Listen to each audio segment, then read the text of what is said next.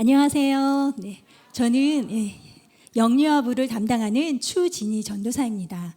네, 저희가 이제 5월 달에는 다음 세대를 위한 금요 기도회로 함께하고 있는데요. 계속 5대 제사를 가지고 저희가 예배와 삶에 어떤 의미가 있는지 살펴보고 있습니다. 오늘은 마지막 시간으로 속건제와 속죄제에 대해서 나눌 텐데요. 그것을 통해서 우리 어린이 설교이지만 이 예배 가운데 우리가 아이들과 함께하면서 이 석수교회 공동체에 하나님이 원하시는 것이 무엇인지 그것을 우리가 발견하며 또 각자에게 주시는 하나님의 감동으로 하나님이 이루어 주시기를 소망합니다.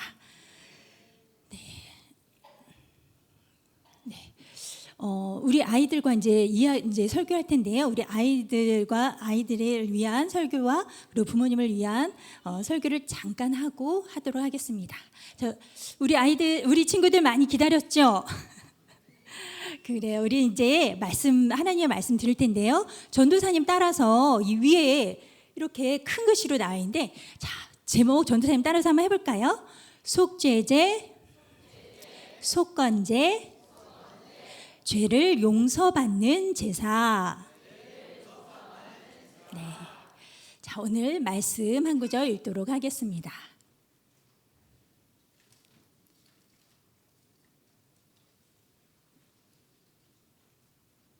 네. 우리 친구들 글씨 읽을 줄 알죠? 우리 함께 같이 읽을게요. 시작. 제사장이 그가 이 중에서 하나를 범하여 얻은 허물을 위하여 속죄한즉 그가 사함을 받으리라. 그 나머지는 소재물같이 제사장에게 돌릴지니라. 레위기 5장 13절 말씀. 자, 우리 친구들, 천국에 우리가 아직 안 가봤지만 천국에 가보면 그 천국의 사람들은 어떤 표정을 짓고 있을까? 짜증날까? 그래요, 맞아요. 아마 이 친구처럼 아주 해맑고 깊은 표정을 짓고 있을 것 같아요. 그래요.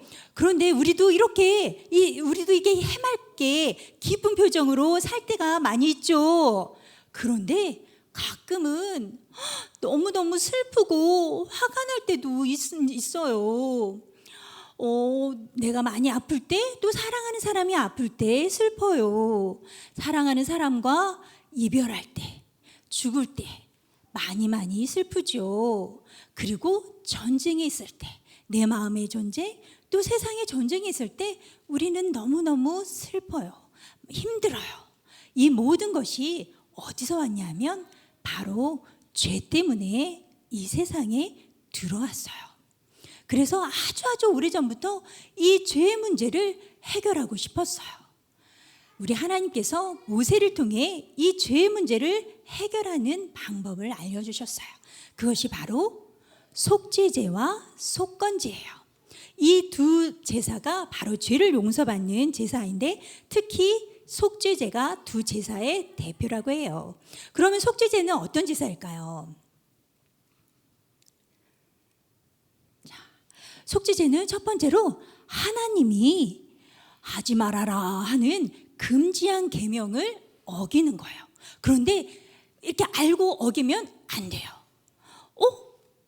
여겼네 하고 이렇게 무심결에 어길 때, 그것을 어긴 것을 깨달았을 때 속죄제를 드릴 수가 있어요. 우리 예를 들자면 이래요. 이제 열심히 일을 하다 보니까 그 다음날이 안식일인데도 깜빡 모르고 불 떼야 되겠네, 나무를 패러 산에 올라갔어요. 근데 아무도 없어요. 왜 없지? 오늘 안식일이네. 어쩌지? 안식일에 아무 일도 하지 말라고 그랬는데, 깨달았을 때 속죄제를 드려요.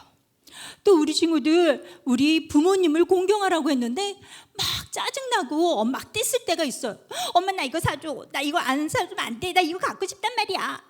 막 이렇게 때를 쓰고 막 그래요. 그런데 그렇게 막 그때는 갖고 싶어서 그랬는데, 나중에 깨닫고 보니까 하나님이 우리 엄마 아빠한테 말 잘 들으라고 그러셨는데 깨달았어요. 그때 속죄제를 드려요. 또 어때요? 우리 친구들, 동생 있는 친구들 어때요? 동생이 맨날 내 거 뺏어가요. 꼭 갖고 싶어해요. 막 얄미운데 그 엄마한테 들키면 혼나요. 그렇지 않아도 막 짜증이 나는데, 오늘은 내가 맛있는 과자를 먹고 있는데 갑자기 동생이 나타나서 그거 내 거야, 내 거야, 내가 먹을 거야 하고 막 뺏어갔어. 그때 우리 친구도 어때요? 이거 내 거란 말이야 하다가 짜증이 나서 그냥 동생을 의도적이 아니라 그냥 밀었는데 애가 넘어지면서 막 울기 시작하는 거예요. 다치고 울어요. 그때는 막 화가 나서 네가 잘못한 거야, 내 죄 아니야, 네 잘못이야, 네가 나한테 그랬잖아, 이거 내 거란 말이야. 화가 났었어요. 근데 시간이 지나면서 보니까 그래도 내 동생이 아프고 불쌍하다, 내가 조금 더 양보했으면 되는데, 깨달아졌을 때 우리가 속죄제를 드릴 수 있어요.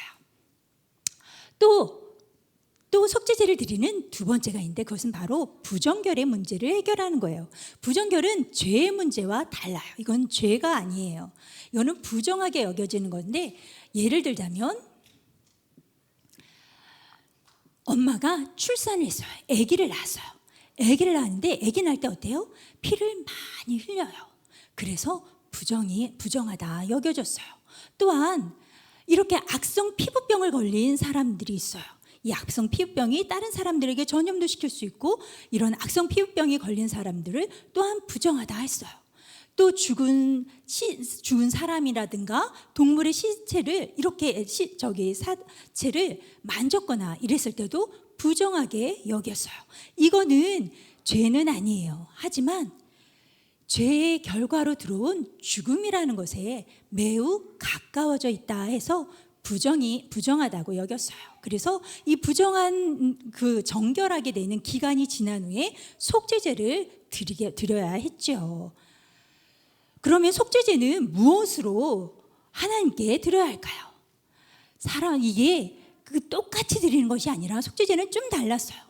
이 앞에서 보듯이 제사장, 하나님 앞에 제사를 드리는 제사장이라든가 회중, 이렇게 많은 무리, 바로 이렇게 많은 회중들이 지은 죄는요, 크다 해가지고 무엇을 드렸냐면 큰 수송아지를 제물로 드려야만 했어요.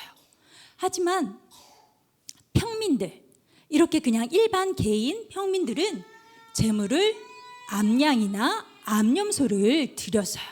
그런데 우리 친구들, 이렇게 우리 주변에 보면 어려운 사람들도 있어요. 그렇죠? 잘 사는 사람도 있지만 어려운 사람들도 있어요. 이렇게 가난한 사람들은 하나님께서 똑같이 암양하고 암염소를 드리는 게 아니라 비둘기 2마리를 드리도록 해주었어요. 드려도 속죄해 주게 하셨어요.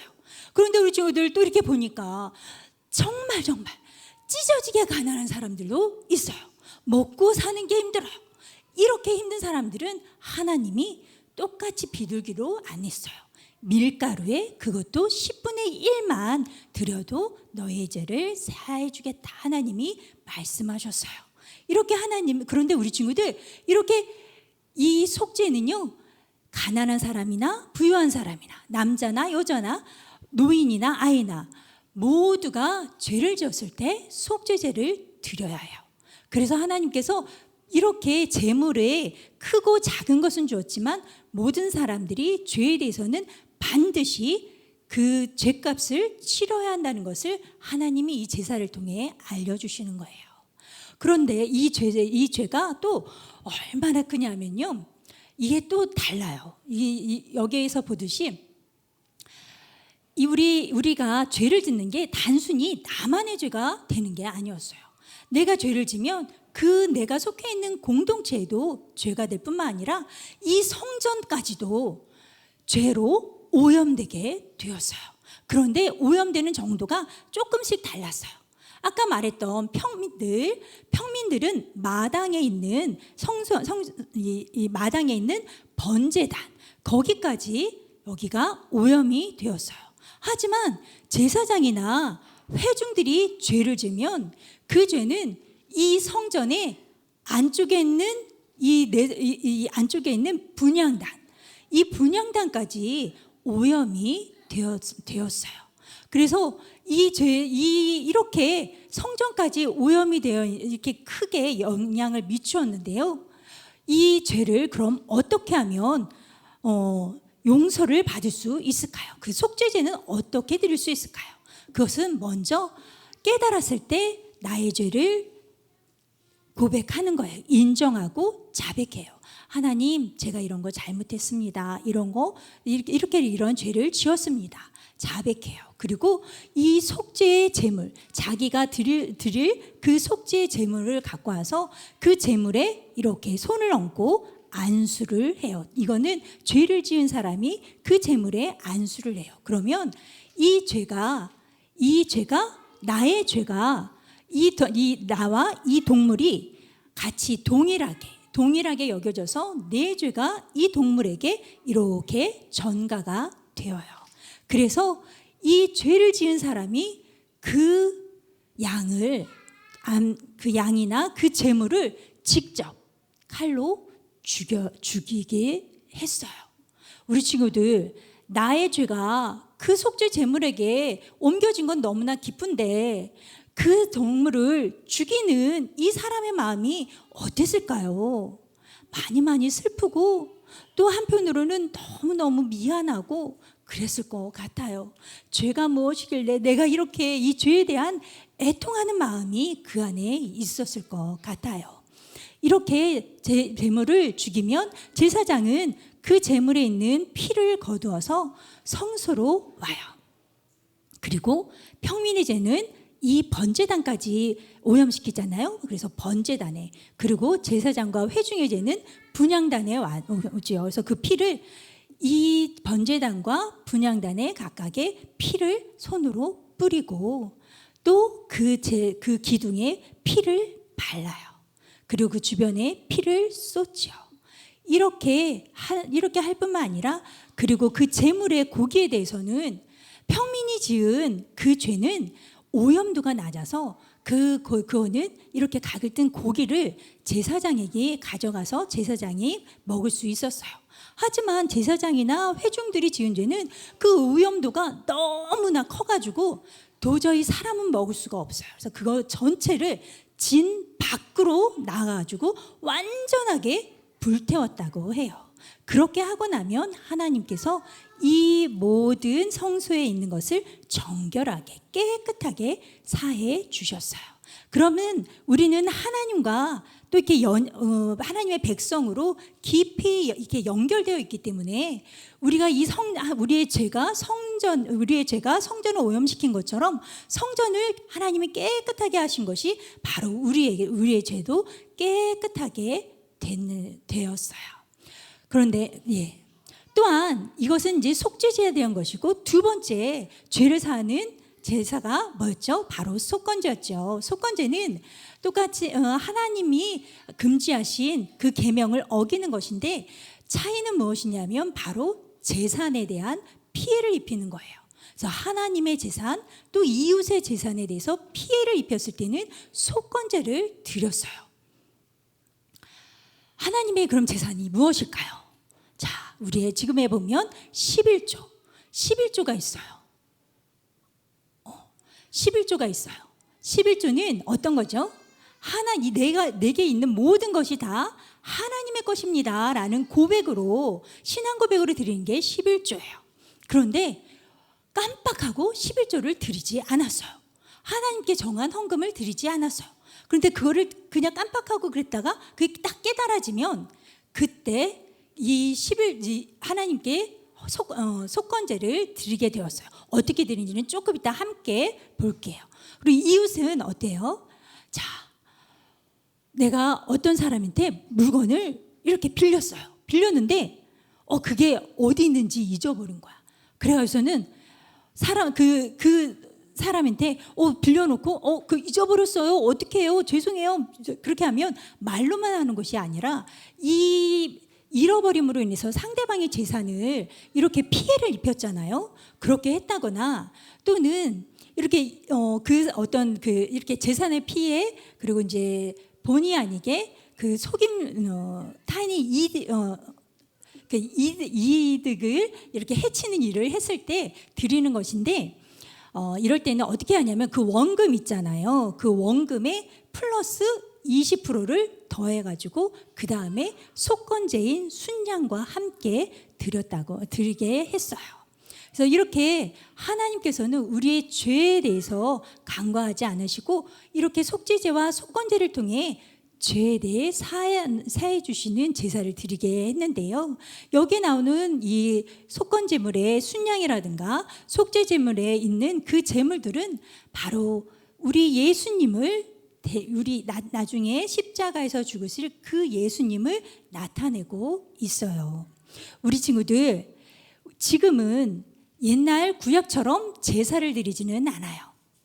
왜냐하면 예수님이 대제사장으로서 자신이 대속제물이 되어서 이렇게 십자가에 죽으심으로 우리의 모든 죄를 짊어지시고 죽으셨기 때문이에요.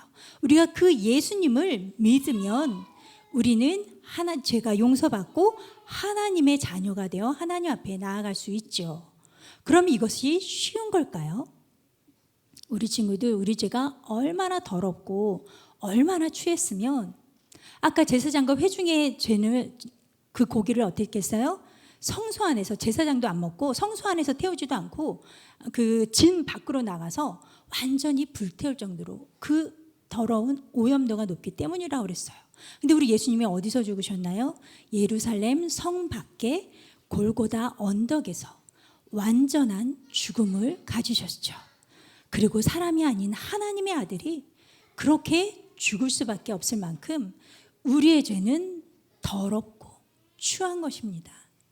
우리가 그 죄를 용서받은 것이 너무나 감사하죠.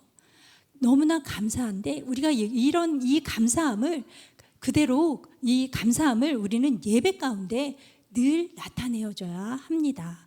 우리의 지금에 드리는 이 예배 속에서 우리는 예수님이 나의 죄를 위해서 십자가에 못 박혀 죽으시고 그렇게 고난을 당하셨다는 것에 대한 우리 죄사함에 대한 감사의 마음, 그 마음을 꼭 이렇게 가지고 하나님 앞에 예배를 드려야 합니다. 그리고 이런 감사하는 마음을 가진 사람들은 그럼 삶에서 어떻게 나타날까요? 자기 마음대로 살지 않죠. 우리 하나님이 자기 자식을 내어주기까지 용서하신 그 사랑을 받은 우리 또한 우리 주변에, 내 주변의 사람들에게 그 사람들의 죄를 용서하고 서로 사랑하고 섬기며 그 사랑을 흘려보내며 사는 것이 바로 우리 삶의 속죄제와 또 속건제가 될 것입니다. 우리 아이들이 바로 우리의 삶 가운데 정말 그리고 예배 가운데 이 예수님의 사랑을 깊이 깨닫고 정말 감사함으로 살아갈 수 있기를 축복합니다. 우리 부모님들께 잠깐 말씀을 드릴 텐데요. 우리 부모님들 꼭 기억해 주셔야 할 게 있어요. 우리 아이들은요, 우리와 동일하게 하나님의 형상으로 지음을 받은 동등한 인격체라는 것입니다. 뿐만 아니라 우리 아이들은요, 우리와 똑같이 예수 그리스도의 보혈이 필요한 죄인이라는 것입니다. 그리고 이 세상은 많은 유혹이 가득해 있습니다. 그래서 우리가 죄를 지어도 또 죄에 넘어지고 또 죄에 넘어지고 이렇게 되죠.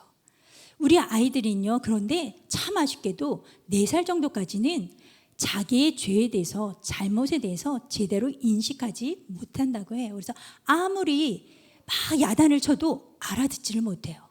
그래서 눈치만 보는 거죠. 그런데 우리 아이들에게 어떻게 이 아이들에게 하나님 앞에 죄사함, 그것을 가르칠 수 있을까요? 너 그렇게 하면 안 돼. 내가 몇 번이나 얘기를 했어. 너는 왜 이렇게 계속 하는 거야? 너 엄마가 몇 번을 더 말해야 되니? 하면서 자꾸 야단치면 아이들이 알아들을까요?